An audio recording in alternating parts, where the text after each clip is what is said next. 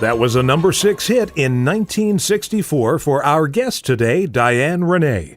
I'm sure you remember her other chart hits like Kiss Me Sailor and Growing Up Too Fast.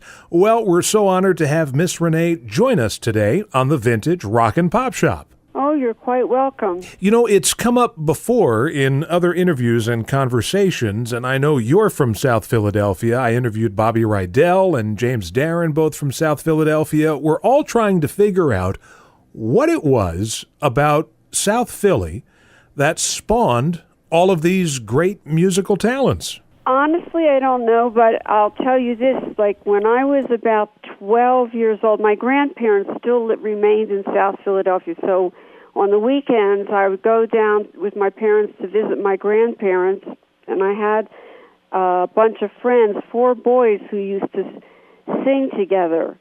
And we used to hang on the street corner at night, and I would sing the lead of a doo-wop song, and they would sing the doo-wops behind me. Right. And I was only 12 years old at the time when I started doing that. So music was just something that was in the air, and you mentioned being 12 years old. You started your professional career not too long after that. I mean, you were in high school when you started, right? I sure was. I was in Northeast High School in Philadelphia. And you were originally signed to the Atco label. Yes. Atco was my first release. It was called Little White Lies, the remake of the old song Little White Lies. What happened, I had a contract with Atco Records for 2 releases, 2 singles, and the first single was produced by Pete DeAngelis, who produced Frankie Avalon and Fabian, a lot of people from Philadelphia. Right. And that was the Little White Lie session. After that session, they called Bob Crew in to do my next session, and that release was called Tender, which Bob Crew wrote with some other people. It did well in certain areas of the country. It hit some charts, but it didn't chart high enough for Atco to want to pick up my option to record me anymore, so they let me go.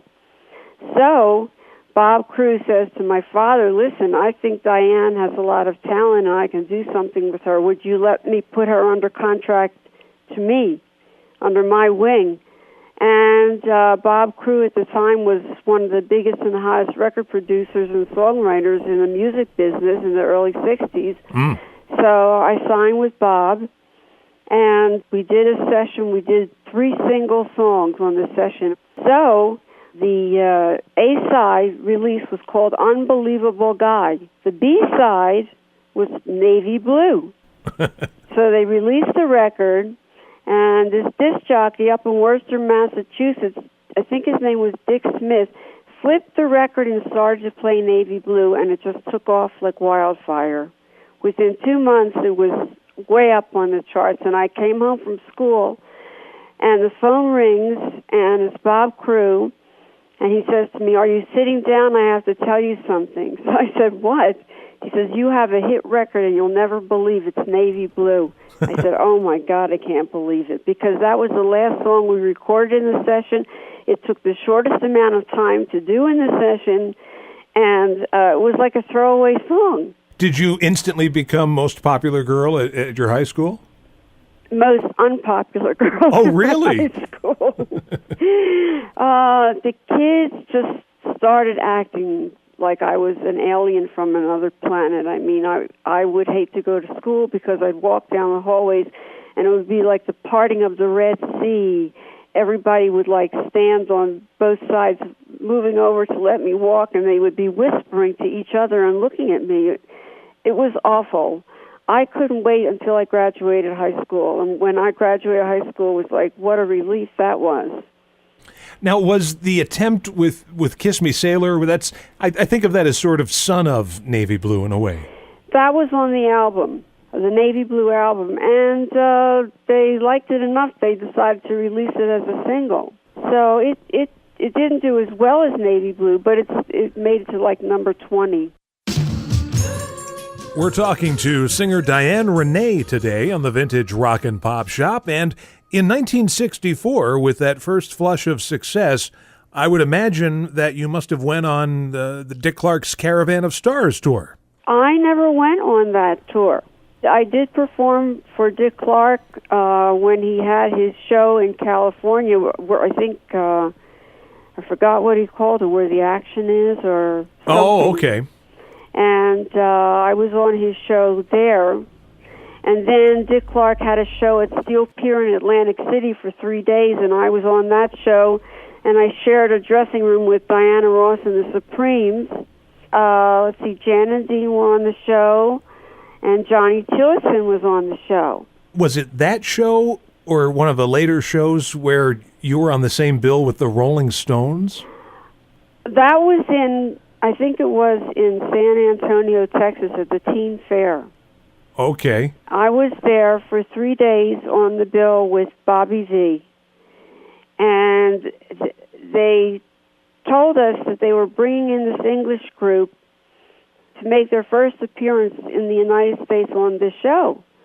So they asked me if I would go by limousine to the airport to greet the Rolling Stones as they got off the plane and bring them back to the show. And I said, sure, of course. So I got in a limousine, and they drove to the airport, and there were girls screaming. You might have thought they were the Beatles, but I guess it's just because it was another English group, the kids were going crazy. So I get out of the car, and they put down a red carpet, believe it or not, and the Rolling Stones walk down the steps, and I say, hi, I'm Diane Renay. I'd like to welcome you all to the United States. And they all shook my hand, and we all got into the limousine and drove back to the Teen Fair, and they were on the show at the same time I was on the show. And then after the last day of the show, there was a party. And there's a picture on my website as well as my Facebook of me standing with the Rolling Stones, with the original Rolling Stones. Right. Their Cockney accent was so difficult for me to understand. I didn't even know what they were saying. Now, were you more of a Beatles fan than a Stones fan? I actually like both groups, and here's a story. When the Beatles were coming to the United States, I was up at the William Morris Talent Agency, and they needed a female artist to open up for the Beatles to go on tour, and I was the first female artist that they approached. They asked me if I would go on tour with the Beatles, but my agent took me aside. He says, listen, I just want to tell you something.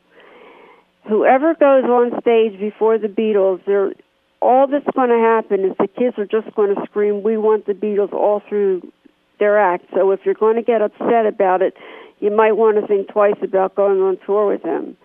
So I said to my agent, yes, I would get very upset if they didn't listen to me sing. So I didn't go. And I think they picked, I think Cilla Black might have gone with them. I'm not sure. Well, it's funny you mentioned that because the Righteous Brothers opened for the Beatles for a couple of shows, and they quit the tour. See? Because they were big stars already in '64. And everybody was probably screaming, we want the Beatles. Right, and they're singing their hearts out and being ignored. So after a while, they said, the heck with this. What do we need this for? That's right. Exactly. Yeah. Now, obviously, you continued. You had other chart hits like Growing Up Too Fast. Yeah, Growing Up Too Fast, Watch Out Sally. Watch Out Sally, here's a story. Bob Crew put me, Navy Blue is on the 20th Century Fox label, and he decided to move me to MGM. He made a deal with MGM to produce me for their label. Right. And we went in and we did a song called Watch Out Sally, which was sort of like a leader of the pack type of a song. It was great. And it came out on Billboard, next big hit, number one, Watch Out Sally. Everybody thought it was going to be a number one hit. I don't know exactly what went down, but something happened between Bob Crew and MGM people, and they stopped promoting the song, and the record never went anyplace.